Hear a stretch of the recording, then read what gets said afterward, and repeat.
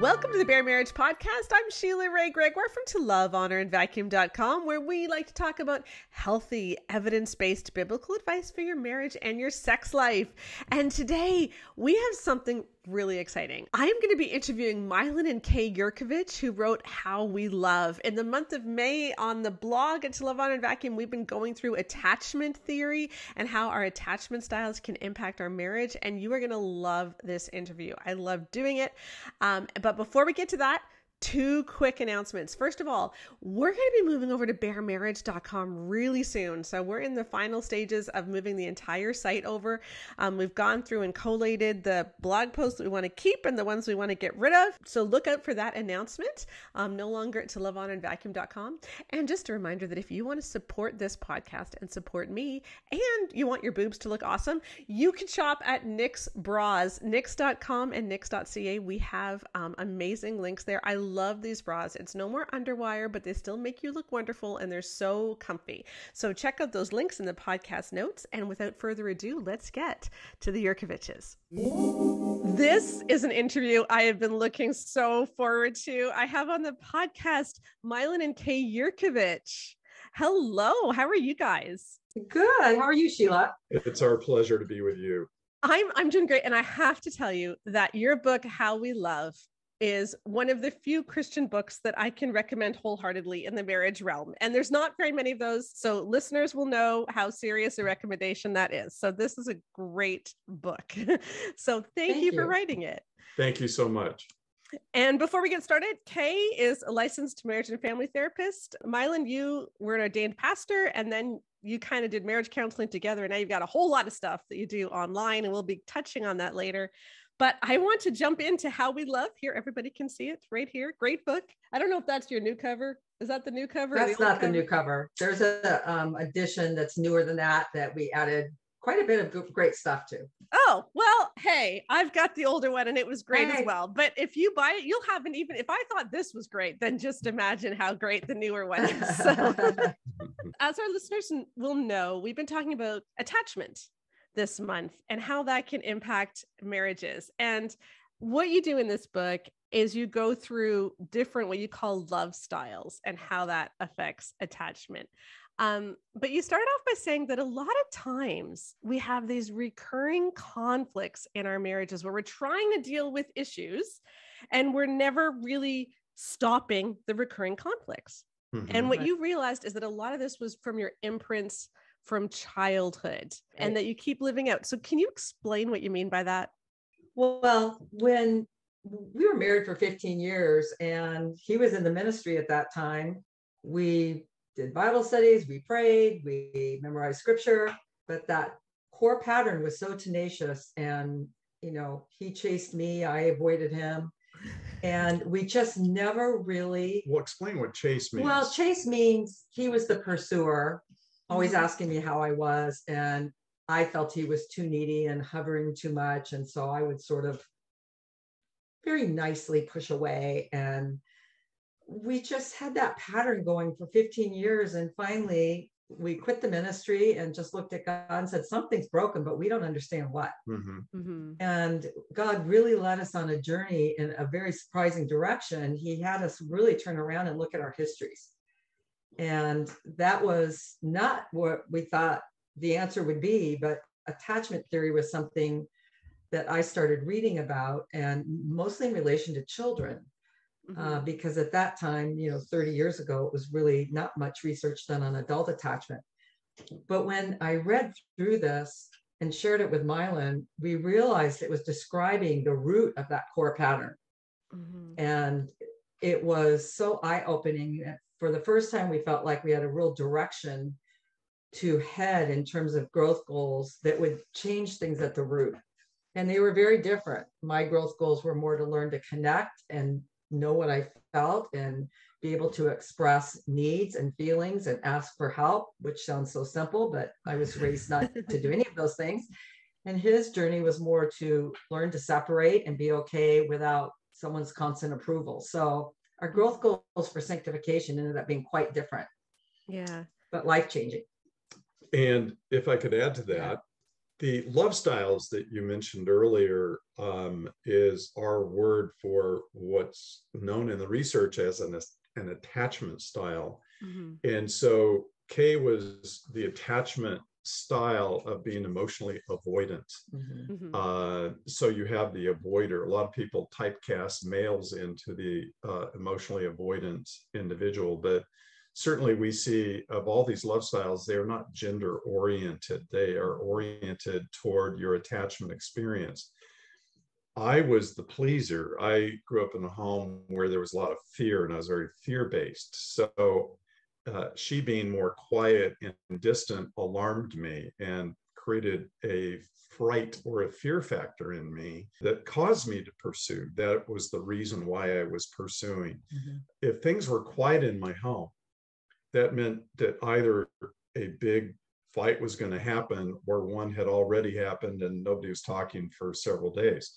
So she's an introvert. And then on top of that, she was avoidant. And so I was always wondering what was wrong because she wasn't engaged. Yeah. And so it was frightening when I realized the fear factor and that my past case said it perfectly earlier. When we look back and realize what caused her to be avoidant, what caused me to be the pleaser, then it was those attachment styles that caused the core pattern to start. And then we could start to work on those. And when we did and became more securely attached, that core pattern went away. Yeah. Yay. I'm just picturing this dance, and you talk a lot about dance in your book of you chasing and then her avoiding, and so you're chasing some more because you're even more desperate. So then she avoids some more, and then that just sounds like a recipe for disaster. Well, that's a nice uncomfortable. That's a nice word for it. Now it wasn't disastrous to the point we were committed to marriage, and but we just were frustrated because we just didn't know what it was. All of a sudden, we began to have deep compassion for one another. I could understand Kay. I could see her being alone as a little girl. And it was important to see the little girl inside of her and that she's still there. And then Kay could have compassion for me, who was an anxious kid who was scared a lot and rightfully so. And she could have compassion for that. Yeah, we just, up to that point, we had never really explored history. Mm-mm. And so it really provided a deep change to understand the historical roots of my husband and to understand my historical roots, because the things that usually irritate you about your spouse often have a wound sitting under them. Mm-hmm. And when you understand that wound, instead of the irritation can start to move towards compassion, because it's like, it starts to make sense. Well, no wonder you're always pursuing me.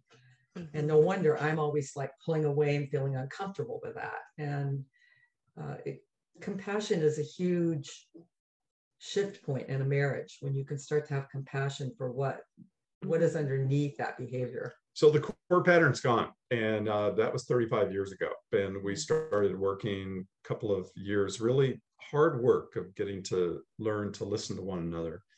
And pretty soon things began to resolve.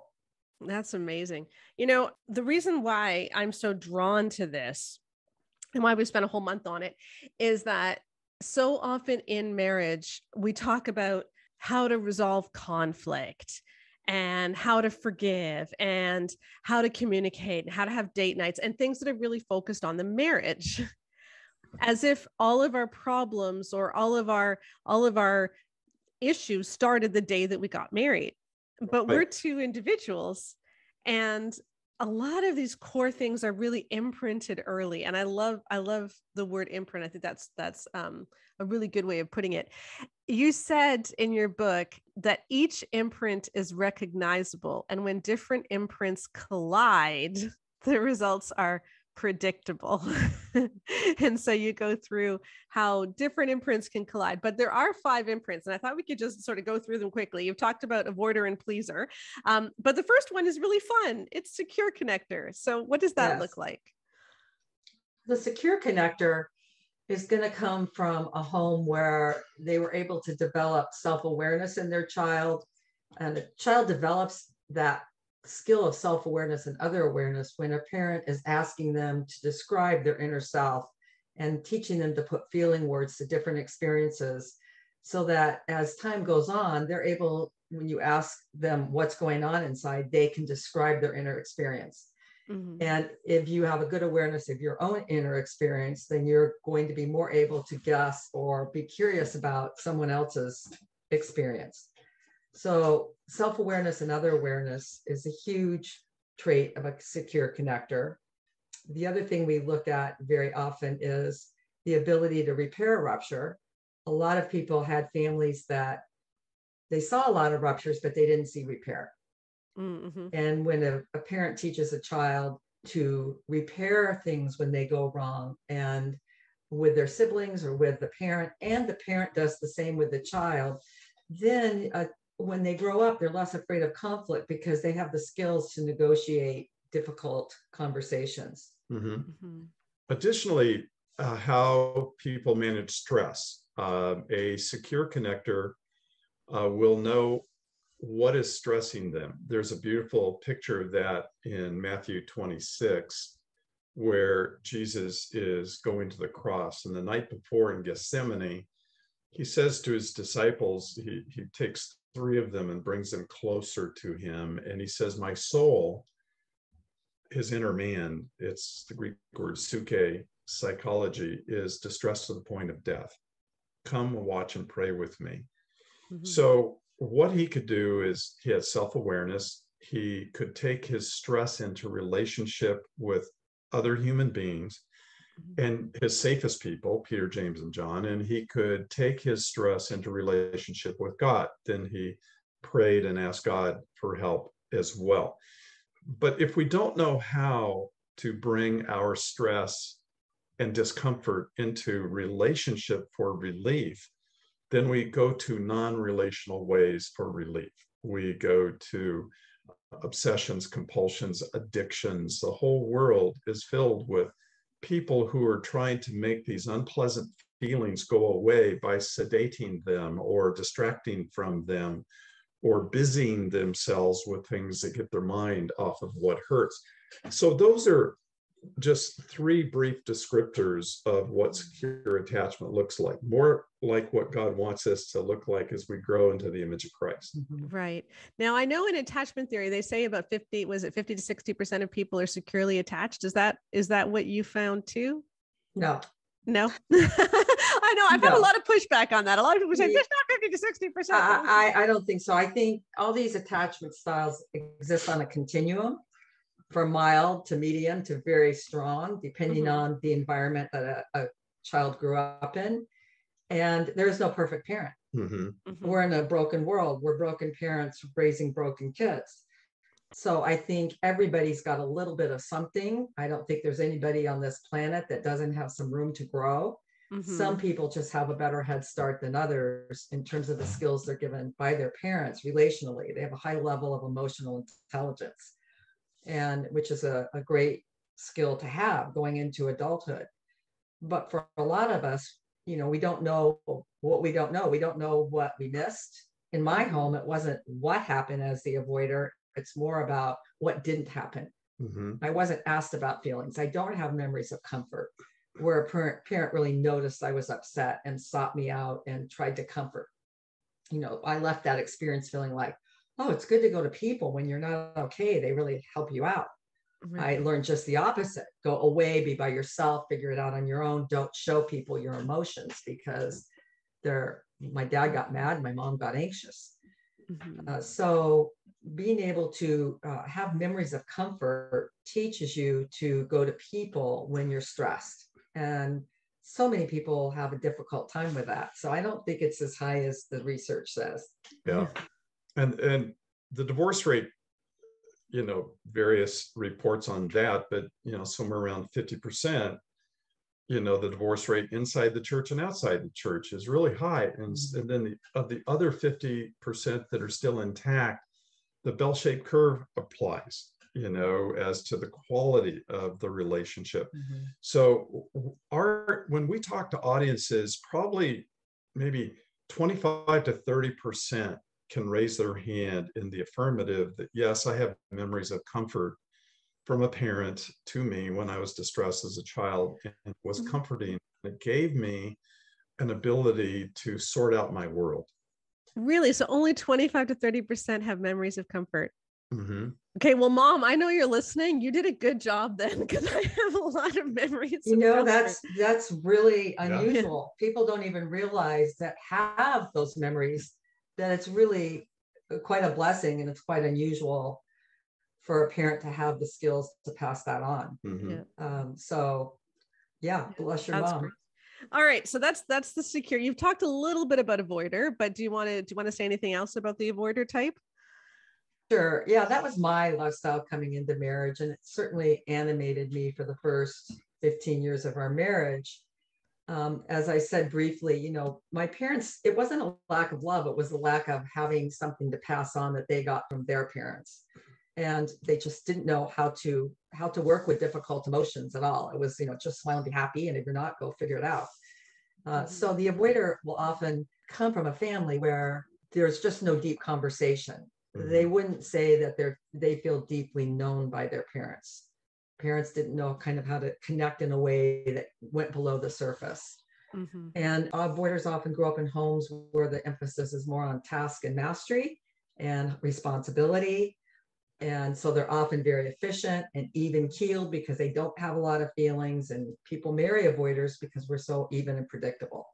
What they don't realize is later on is that they don't really know how to connect in any way that's meaningful, but it's not a withholding. A lot of people say, well, you're stonewalling.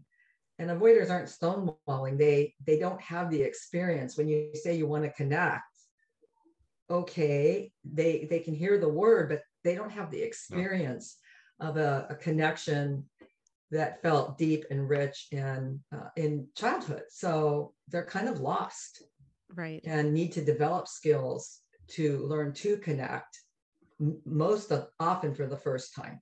And those skills, Kay, of self-awareness, other awareness, that's what we call emotional intelligence. Mm-hmm. And unfortunately, in our society and in the world, there's not a school to go to for emotional intelligence. People don't teach you to identify emotions and then what they mean and what to do about them. So this is about that. It's a soul word list was so important. There's one in our book, and you can get it on our website at howwelove.com. Under freebies, that just allows you to begin to try to put words to the feelings on the inside. And both of us relied heavily on that. That's great. And again, you said, Kay, that there were growth areas that you need to go to as an avoider. And I just want our listeners to know that in your workbook and in your books, there are, for each of these types, you have growth exercises. So it's very practical too. So just a little plug there. Okay. Thank you for saying that. Yeah. Now, pleaser. What's a pleaser like? Well, the pleaser is similar to, and that's what I was. The pleaser is similar to the avoider in that neither one of them are confrontive. Neither one of them will directly address problems. Neither one of them is capable in terms of confrontation, and then lacks the ability to know even what to do in confrontation. Whereas the avoider would tend to, we've heard the phrases fight, flight, and freeze. The avoider would tend to just drift away, and the flight, she would just kind of detach when stressed, mosey off somewhere and wait for the dust to settle down, then mosey on back in. Whereas as a pleaser, I would be frightened and I would freeze. Mm-hmm. And so then there would be a sense of fear. What does all this mean? And that is what induced really the proximity seeking. So typically they're rescuers, they're codependent. What others feel, they feel. If somebody else is upset, they're upset, and they're trying to fix that, really to alleviate their own anxiety. they can't tolerate another person being in a not good place. And so their identity is built off others. So they're other dependent for their self-esteem or even for their view of self. So it used to be that I was happy if family was happy, and if family wasn't happy, I wasn't. So the codependent caretaking person who smiles a lot and tries to give you good news, and if there's bad news, they go on a long talk to try to deliver it as softly as they can. Right, right. Okay, so we've done secure, avoider, and pleaser. I want to take a time out for a minute before we do the other two, because I know that there are people listening to this podcast where one spouse is like, this is what we need, and they're making the other spouse listen. And the other spouse very well may be thinking, I am not going to lie down on a couch and analyze my mom. Like, this isn't going to help me. So do you have something quick to say to them as to why they should keep listening before we go on to the next? Maybe a story of some couple this has really helped or something. Tell them about the text you got last week. I got an email last week, and she said to me, you know, we've had this pattern in our marriage for so many years. And she said, we read your book, and for the first time, we begin to understand the root of that pattern. And she said, I had never used a soul words list in any conversation, and my husband's an avoider. And I gave him the list of soul words and asked him to describe what he felt when I was angry. And she says, I was shocked at the words he picked. He picked betrayed, anxious, and disrespected. And alone. And alone. He picked 4 words. And she said, I honestly never knew that I was hurting him because he's so even and he doesn't give me a lot of feedback. But she said the soul words really helped him to articulate what was inside of him. When you don't look back, you don't know your spouse. You know, we kind of have a little saying, your marriage problems didn't start in your marriage. They started before you ever met your spouse, because you were formed and conformed by your family of origin in so many ways. And I would say we got a PhD in each other's childhood, and the benefits were beyond knowing at the time. It gave us a sense of knowing where we touched each other's wounds. It gave us a sense of compassion. We grieved some of those memories together, and we had never really gone to that level in our marriage in any way. And we comforted one another. And we comforted one another for those childhood issues. And some people think, well, my childhood doesn't matter. And what Milan says I love about the Old Testament.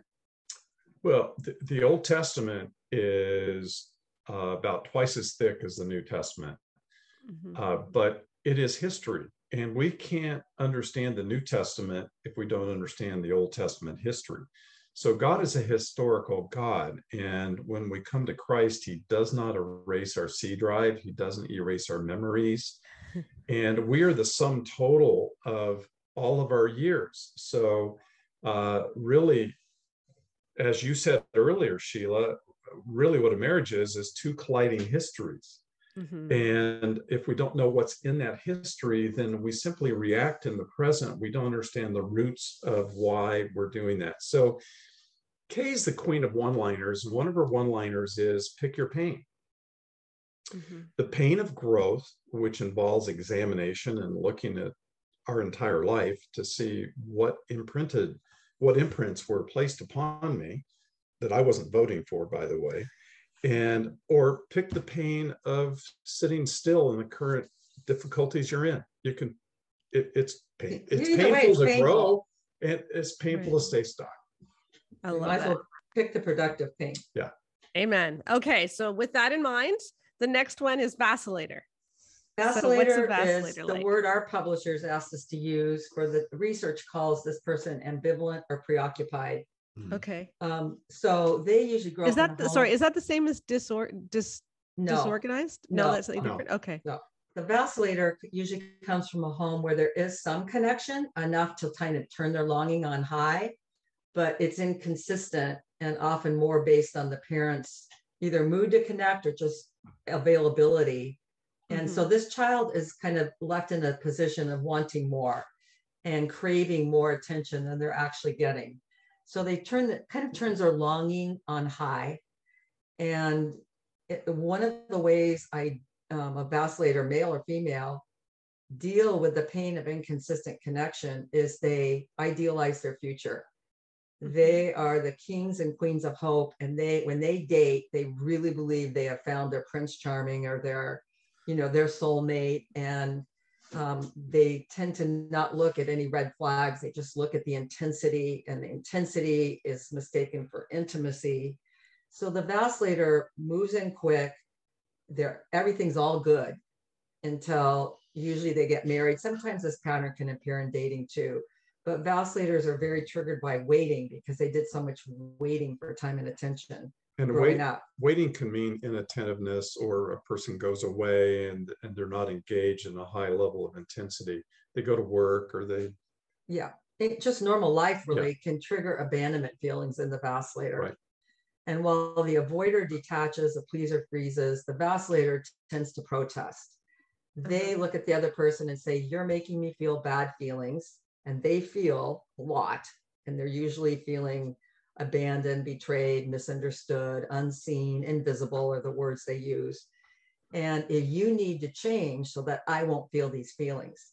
And what they don't understand is that there's history behind them that fuels that sense of abandonment, so that when they feel it in the present, they think it's all you. They don't realize this is a feeling they've had for years that is often unresolved and unworked through with a parent. So all their spouse feels is anger, but Kay, you hit it right, when they really feel highly insecure when someone averts their gaze. Right. Wow. So I relate to this one totally. Well, and I know you said on your website you're a single mom. Yeah. And so, a single mom, by nothing of her own fault, is like gonna have to work and has so many responsibilities that if there were a 2-parent family, there would just be more time. So this is never an intentional act on the parents, and we're not blaming parents. We only look back to say, they did the best they could, most of them. I've only worked with 3 families in all my history that I would say the parents were actually evil, and there was very little good to no good. But for the most part, parents don't intentionally injure their kids. These attachment styles are formed very early, and they last a lifetime until we really examine them. A couple other traits of the vacillator: they tend to kind of swing between all good and I'm happy and this is wonderful, to something goes wrong, or they get anxious about connection and then it's all bad and you need to go away. I'm like unhappy, leave me alone. So they can look kind of like the pleaser who's trying to make connection happen. The difference is when they're upset, they're angry, and they will protest for a while and maybe even move away and distance for a while, looking like the avoider. The big difference is the anger. A lot of vacilators say, well, I think I'm a pleaser. And I'm like, well, do you get mad when things go wrong? They're like, oh yeah. I said, then you're probably a vacillator, because vacilators are the protesters. So I'd say one other thing that's very important for vacilators to know is the preoccupation. In the literature, they're actually called preoccupied. Well, what does that mean? It means they're always thinking about what's going to happen that's going to make me feel good in the future. What's going to happen when I get together with my spouse after work? Is it going to be good? Is it going to be bad? And then after an event, they review it. What happened? How come this didn't happen? I'm so disappointed. I thought it was going to be this and it was that. And so they spend a lot of time in their head rehearsing and reviewing, and it takes up a lot of energy and it makes them very anxious. And they've been doing it since they were little kids, trying to figure their parents out. Why are they available sometimes and not at others? But again, they think it's the spouse is making this happen to me. Or other people. Friends, bosses, coworkers. Their kids. Yeah, even your kids. Yeah. Yeah. Right. Yeah, my husband and kids are laughing listening to this right now. My husband and kids are laughing because this is just, oh yeah, that's mom. Yeah. It's so many people. I mean, and the vacilators kind of feel like they get the bad rap. And my heart really goes out to vacilators because I think they suffer the most. Avoiders just detach from feelings. Pleasers are so looking at you and trying to make you happy, they don't feel their own feelings. Vacilators are filled with their own feelings, and they're often very painful. And then in private, there's kind of a shame pit where they're very hard on themselves, but they don't ever tell anyone about those experiences. They say very negative, mean things to themselves when they feel like they're failing or they're doing something wrong. And it's a really painful place that often spouses are shocked to learn about. Right. And Kate and Sheila, you know, what's interesting here is that shame you're talking about was imposed upon them by somebody else. You know, the child it has connection with a parent. Then all of a sudden it's lost, either for a noticeable period of time where the child is feeling that disconnection, or a much longer period of time, like a divorce or abandonment on a more major scale. And the child incorrectly concludes it must be me, or that somehow I've done something wrong. Or children often assume the blame for the problems of the parents. And so they're trying to figure out why don't they want to be with me? Why don't they call? Why haven't they come? Why hasn't dad picked me up? And so when that happens, shame develops. And so that's why there is a great big shame button on the inside. And so they shun being corrected. They don't like being criticized. If anybody questions them, they feel their emotions start to rise on the inside. And sometimes vacillator can be difficult to talk to if they're agitated or they're being critiqued because shame is so high. When a vacillator can do what Brene Brown said, of being vulnerable, transparent, and honest with other people, the shame goes down on the inside. And that's one of the antidotes for the freedom from shame. Yeah. Yeah, absolutely. And that's what I found too, especially in the growth exercises. Okay. Last one is chaotic, which has two components. Right. The chaotic, disorganized home is a dangerous home. It's a home that many children grow up in, where the parents there is fright for the children, but there are no solutions for the child. They're dependent upon the parents for their well-being. They need a place to sleep. They need a place to eat. They need somebody to take care of them. But yet the child is put into a place of fear and insecurity a lot, over and over and over again. So what happens here, and this is a home, sadly, that it is quite common in our two countries, where you have homes that there's abuse, there's hurt, there's neglect, there are horrible things, or the children witness these horrible things. Now, Kaiser Hospital Association created what was called the Adverse Childhood Experience Score. And the Adverse Childhood Experience Score basically asks 10 questions, and the higher that score number, the more trauma the child has experienced. Oprah Winfrey has helped popularize that. And people often hear it as ACEs. It's often ACES. All in capitals. You probably have ACE score.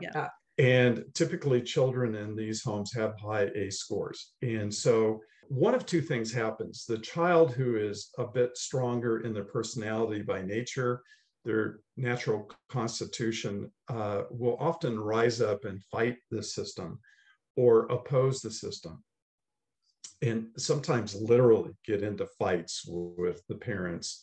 Especially the dominant parent. Especially the dominant parent. And often it is not uncommon at all to see children and adolescents leaving their homes at 13, 14, 15, 16 years old, because they can't tolerate living anymore. And when living in that home anymore. And when they do, what happens is that they learn to do just about three things: make some money somehow, find a place to sleep, and put food in their mouth, and then make some money, find a place to sleep, and put food in their mouth. And so they have a very limited view. They're not proactive thinking to the future. They never think of the past. They're just thinking, what do I need to do to survive today? When they grow up, they end up dominating their world because they don't ever want to be down here again into this place where others are shaming and hurting, humiliating me and scaring me or abusing me. So they take the up position to predict and cause their life to be something that never surprises them or scares them or causes them to feel those childhood feelings they felt for years. So they take a dominant position, which is the controller. Controlling. This would be the controller. And they too are protesters and get angry, but the vacillator is protesting because they want better connection and an ideal connection. The controller is protesting because they want conformity to their will, and they can become highly rigid people to make others do what they want to do. Then those who are more passive, Sheila, are the children who grow up, they've tolerated the intolerable their whole lives. And then they move into adolescence and adulthood, and they maintain that same persona. I can't resist. I can't say no. I don't have an adult voice. And so they're constantly, even as adults, being victimized. And so this chaotic, disorganized world is getting a lot more attention now, because there are advocates and people that are advocating for those children and saying somebody has to help those children. Yeah, anybody that's adopted a child that's been traumatized in the first several years, even the first year, knows how profoundly that affects their attachment, even in a very loving family. It's just hard for them to trust. It's hard for them to receive. They're on guard and they're anxious. And people don't often realize why they need to control.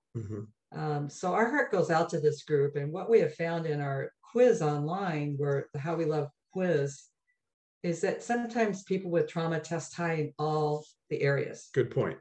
Because they tried everything as a kid. These are all coping mechanisms. Right. If I avoid and don't show feelings, it went better in my house. If he was the good boy, it went better in his home. So these kids will try different coping mechanisms, but often nothing really works. And so they tend to test high in 3 or 4 styles.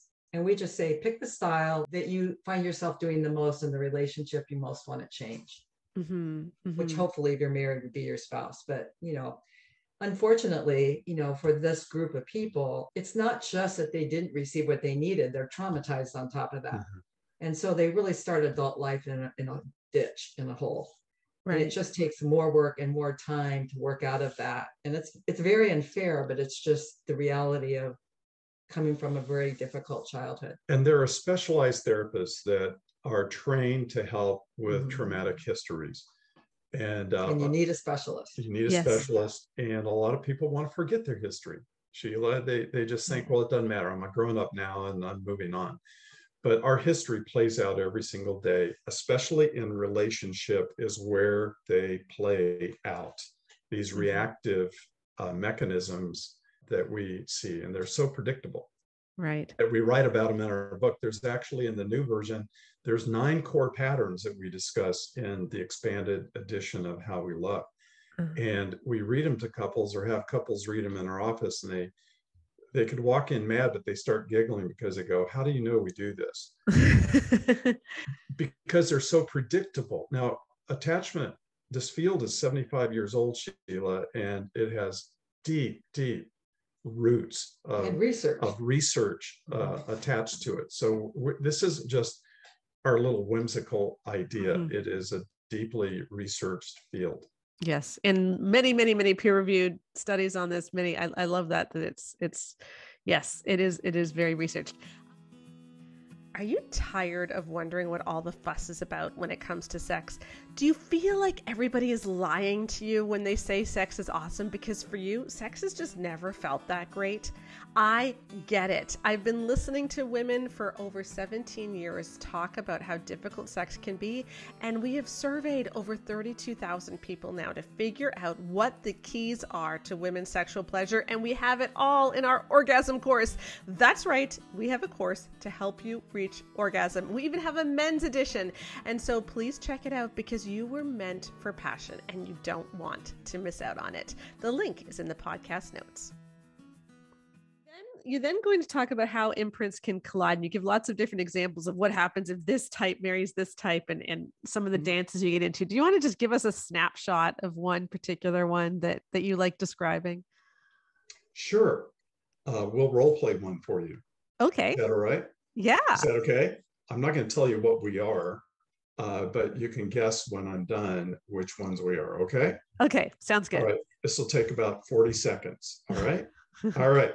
Hey, I'm home. I'm looking for some mail that we got today. It's supposed to come it's right today. there, babe. But guess what? I have a surprise for you. I'm so excited. I need this. I can't wait to show you. I need to see I've this. been planning this. Look, I need to see. Months. I need to see the mail because it's important, and it's from the bank, and we have to sign something. To see the mail. I know, but you know, sometimes you put the mail in different places. I don't put the mail. Wait, mail? wait. I have to surprise you. I want you to see this.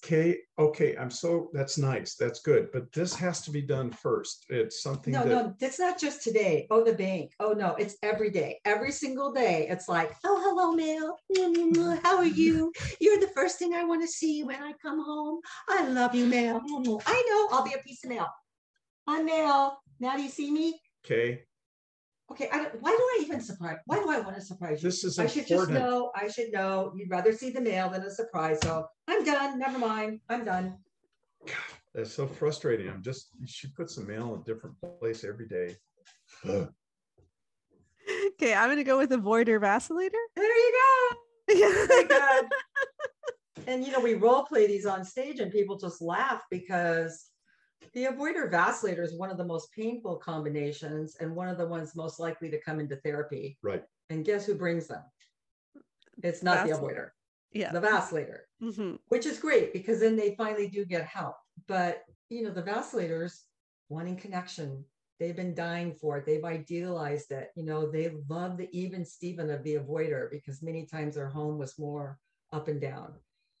And then they realize, hey, this person doesn't know how to connect, and they start complaining. And the more they complain, the more the avoider avoids, and the more the avoider avoids, the more unhappy they get. And over time, the vacillator can just devalue their spouse altogether and just say, well, I married the wrong person. And what they don't understand is that their need for that idealistic connection comes from their wounds, and the avoider's inability to connect comes from their wounds. And of course, if two people are willing to look at those and really work through them, the core pattern will go away. It's fun, Sheila, to watch the core patterns subside and go away, and for people to be able to have great conversations with each other. And it takes work. It takes a lot of work. This isn't one of your pat answers. You say you don't like pat answers, which I have to say I love about you, because a lot of books are easy, quick. Just do this and do that and you're fine. Right. 7 easy, 3 easy, this or that or whatever. Yeah. And this is harder work, but we've seen amazing results from people who are willing to do the work. And I would say the hardest for the first couple years when you're trying to switch that core pattern, because you're basically reversing a lot of your childhood teaching and learning new skills, which all of us like to be proficient. We don't like to, feel like we're stumbling around. But if you're willing to do that, I would say the word I would use now is God took us to a place of freedom. Absolutely. You're actually in a prison as an avoider, unable to really know yourself or connect internally with, really bring yourself into relationship or draw others there. And the pleaser's bound by anxiety. And each one is its own prison. And as you work your way out of it, it's freedom on the other side. Right. And isn't that what intimacy really is? That ability to share who you really are. And how can you share who you really are if you're running from yourself? If you don't know yourself, how can you share who you are if you don't even know who you are? Well put. That brings up another point, that a lot of people get a divorce thinking I'm leaving the person that triggered my history. But the problem is we take ourselves everywhere we go. And we end up finding that we end up repeating behaviors as soon as we get back into primary relationship. So just to your point, I can't get away from myself, and I have to deal with myself. So my history isn't controlling me. My history is driving the bus. I need to start driving the bus. Right. So good.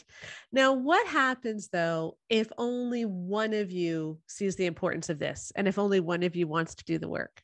Well, it's always frustrating, but what we suggest is that the one who wants to work, read portions of the book or play portions of the workshop that are about you. Oh my gosh, honey, I just listened to this and I realized I'm an avoider. There's actually a name for this. I'm starting to realize my family didn't really bond on any emotional level. Here's a list of growth goals. Which one would you pick for me that would mean the most to you? Mm-hmm. That's very disarming when you're focusing on you and you're asking your spouse to engage by picking the first growth goal for you. Mm-hmm. And one person in changing can change a relationship, because as you change, your spouse has to relate to a new person.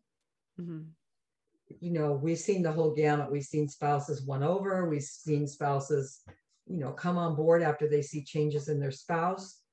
And then we've seen spouses who flatly refuse to ever do anything. And it's very sad, but it's like, we just say, look, this is going to impact all your relationships, your friendships, your siblings, your kids. So as far as it depends on you, grow and change. And, you can't control other people. One of our board members was very profoundly affected by our book, and he bought a copy for each of his 2 adult daughters and said, I want you to read the avoider chapter. That is me. I'm learning to not be that person anymore. I'm learning to grow, but I'd like to know what it was like for you to grow up with an avoidant dad. And he started dialogues with his daughters. He said were the best conversations he ever had with his daughters.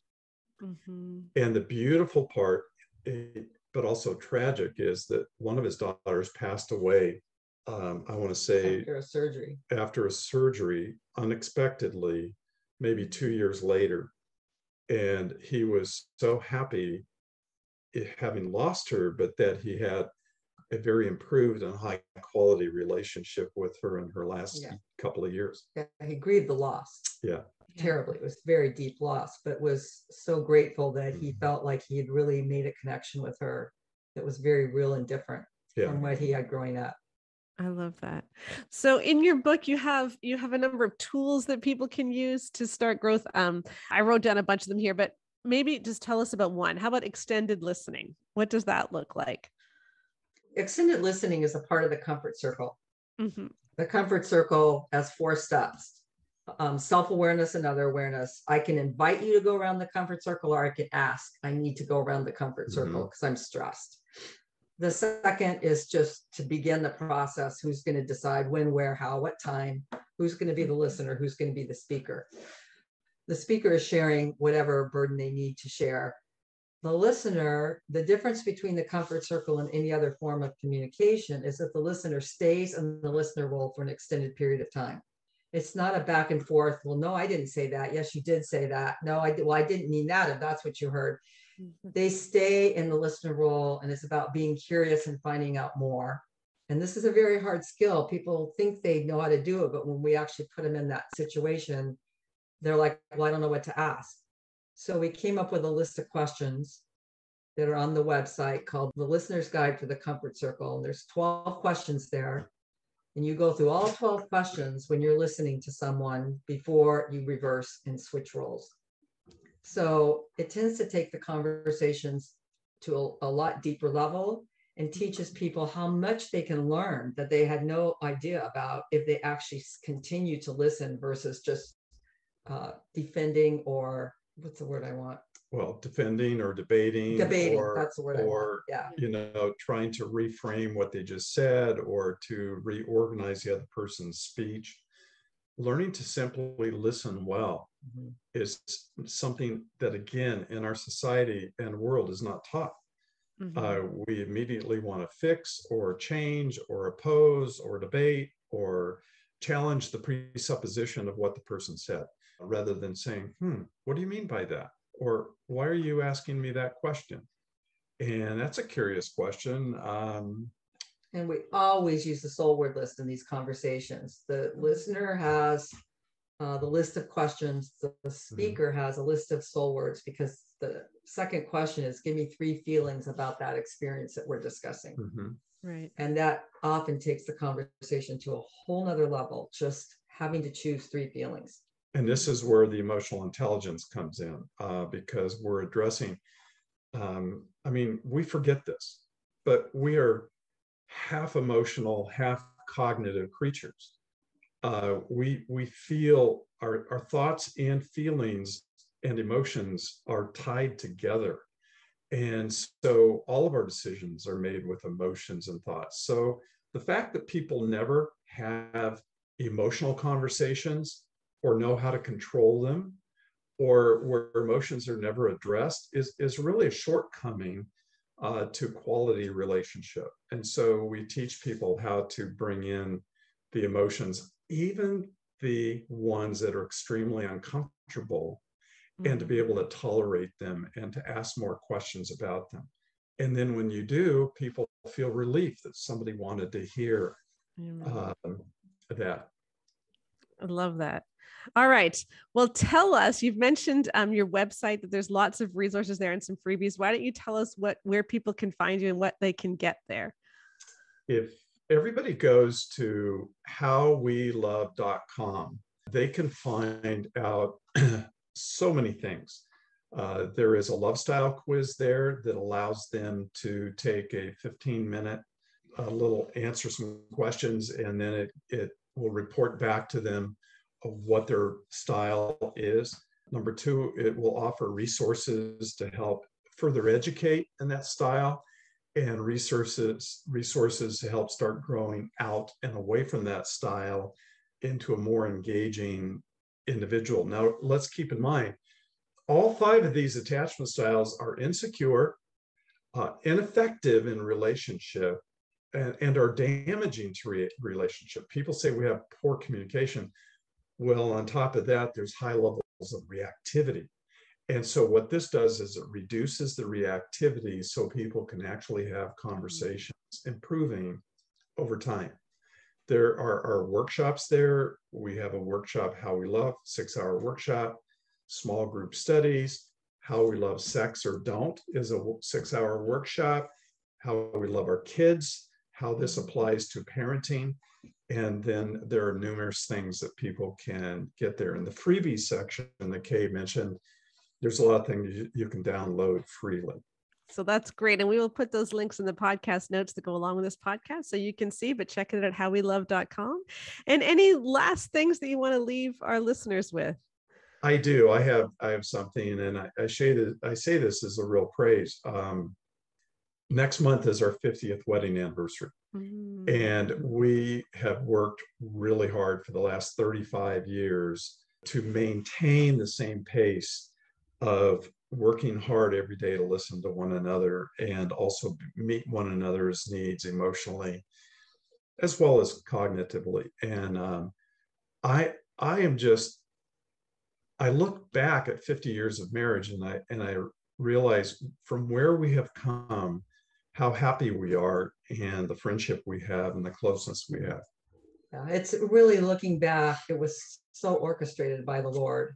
It was a path we never could have figured out on our own. And I would leave your listeners with the verse that says, search me, O Lord, in Psalm 139, know my heart, see if there's any anxious way in me, and lead me in the everlasting way.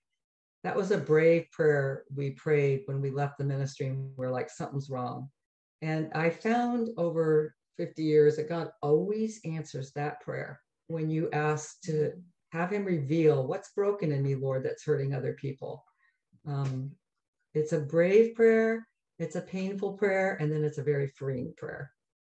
I love that. That's a great place to land it. So thank you so much for joining us. I'll have to have you back sometime, but I really appreciate this. Thank you, Sheila. We love being with you, and thank you for your support of the book. And thank you for all your hard work to help marriages. Thank you so much. Yeah, we're a team. Thanks for joining us on the Bare Marriage Podcast. I always appreciate your support. And remember, when you rate the podcast 5 stars wherever you listen to it, you help other people see it and you encourage other people to listen. So rate our podcast, share about it in your Instagram stories, just tell other people to tune in. And hey, if you have read How We Love by the Yerkoviches, I'm sure they would love it if you rated and reviewed their book on Amazon or Goodreads. And do that for the Great Sex Rescue too, because again, it just helps get the word out. I really appreciate all of your support. I appreciate you tuning in, and I am looking forward to seeing you again next week when we talk about a porn triage. See you then. Bye-bye.